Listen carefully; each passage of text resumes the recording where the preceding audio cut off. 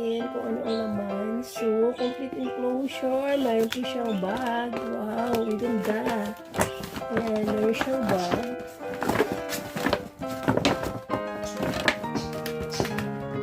Mayroon siyang isang bag. Tapos, complete enclosure. Ayan, tingnan natin. Ayan, kung ano ito. Ayan. Ayan, sandals, guys. Ayan. So, ayan. Binili ko lang ito online. So, ayan. Color, Christian Dior printed. Christian Dior Paris. Printed ang kanyang design. Size 39. So, complete enclosure. Ayan. May naka-engrave. Christian Dior Paris. Tapos, printed siya dito. Ayan. Size 39. Ayan. Made in Italy. So, ayan, guys. So, ayan. Let's see the other one. Yan. Ang ganda niya. Oh. Christian Dior Paris printed. Then, yan. May naka-engrave dyan. Christian Dior Paris. Then, dito sa likod, may nakalagay ng kanyang size. Size 39. Made in Italy. So, ayan. Kasi ang paa ko ay sometimes 39, sometimes 40. So, pag sa slippers, sa mga sandals, kasya na ako sa 39. So, I take size 39. So, ayan siya. Ang ganda. Diba? So, ayan ang kasama dito sa kanyang box. Mayroon siyang bag.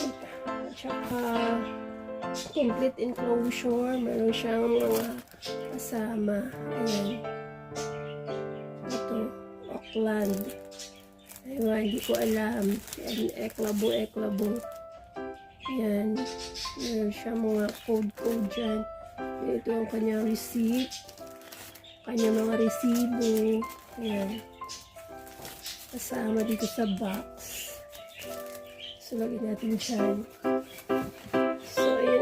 Ang ganda niya. Iba-iba yung kanyang kulay. So, kinuha ko siya ay color black. With printed Christian Dior Paris. Yeah. Mayroon din mga ibang design, blue. But I prefer to get black kasi maganda ang black.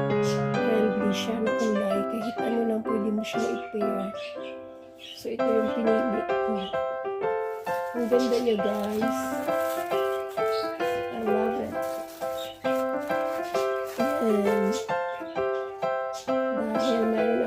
And dahil meron akong bag.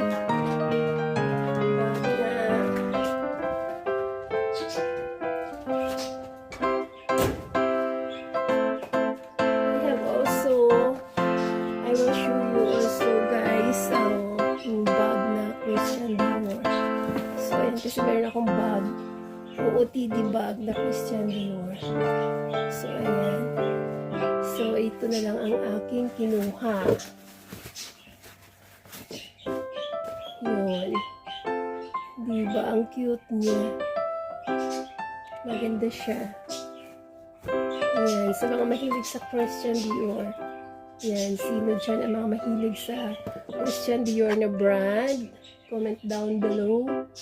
Kung mahilig din kayo sa Christian Dior. So, ayan. Meron akong OOTD. Christian Dior. Color blue. Then, meron akong slipper. Christian Dior printed, size 39.